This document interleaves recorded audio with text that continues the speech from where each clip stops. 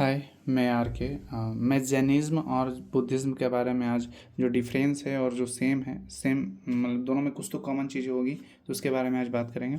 Common क्या थी? दोनों में भगवान की पूजा नहीं करनी थी। गॉड्स स्टैचू मतलब मूर्ति पूजा नहीं करना था, नहीं मानते थे। कर्मकांड मतलब कोई भी पूजा पाठ संस्कार ये सब नहीं मानते थे। रीबर्थ पे दोनों मानते थे। रीबर्थ में जैसे कि जैनिज्म में संलेखना विधि थी, जिसकी वजह से आत्मा को इतना ज़्यादा तड़पा देना कि अगला टाइम पे वो आए ही नहीं। और बुद्धिज्म पे अष्टांगिक मार्ग, चार सत्य, त्रिरत्न, इतने चार बुद्धिज्म ने दिए। सिंपल रास्ता दिया था, ऐसा नहीं कि बहुत ज़्यादा कठोर, लेकिन इतने ऐसे व्यवहार आपके अंदर लाने हैं कि आप भगवान से मिल सके। मतलब आपकी आत्मा भगवान से नहीं, भगवान को तो मानते नहीं थे, आपकी आत्मा मोक्ष प्राप्त कर ले। तो दोनों पूर्ण जन्म पे तो मानते थे। दोनों जो धर्म थे हिंदू धर्म से ही आए थे। ये तो क्यों आए थे? क्योंकि कुरीतियाँ बहुत ज़्यादा थी, बहुत ज़्यादा। अभी भी अंधविश्वास है वगैरह वगैरह, उन सब से हट कर एक नया धर्म बना, मतलब दो धर्म बने। ये जैन जो बुद्धिज़्म है वो जैन से थोड़ा ज़्यादा फेमस हो, थोड़ा क्या बहुत ज़्यादा फेमस हो।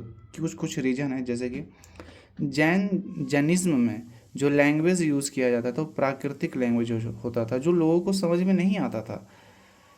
ये थोड़ा और बहुत ज़्यादा कठोर नियम भी थे। अब सोचिए थोड़ा सा, विदाउट क्लोथ्स घूमना, औरतों को ज़्यादा इज्जत नहीं दिया जाता था। तो ये सब चीज़ें थी, और मोक्ष प्राप्ति करने का इतना कठोर नियम था कि नॉर्मल पीपल मतलब नहीं हो पाता था। अब सोचिए कि एक बॉडी को, हम अपने बॉडी को एकदम भूखे प्यासे एक जगह पे छोड़ दे, पानी प्यास, सबके पास कंट्रोल नहीं होता। तो ये थोड़ा ज़्यादा ही हो गया था।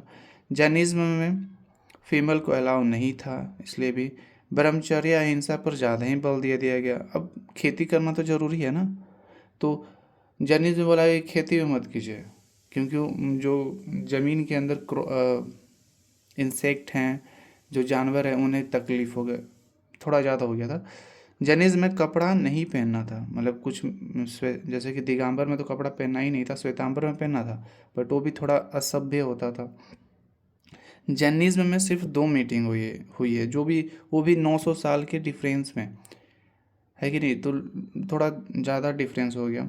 जैनिज्म को ज़्यादा बड़े बड़े राजाओं का समर्थन नहीं मिला, जैसे कि सिर्फ दो ही मिले, चंद्रगुप्त मौर्य और खारवेल। मतलब फेमस सिर्फ दो थे। बुद्धिज्म में बहुत बड़े बड़े हैं, जैसे कि अशोक, कनिष्क, पाल वंश के रूलर थे। चाइना के रूलर, ईस्ट इंडिया, अभी भी थाईलैंड, ये सब में फैला हुआ है। विनाश का कारण क्या था? दोनों में धर्म से जो हिंदू धर्म था उसमें कुरीतियों को निकल कर वापस तो आएंगे, लेकिन उनमें भी कुरीतियाँ आ गई। वो दोनों में मूर्ति पूजा होने लगा, कर्म कांड होने लगा।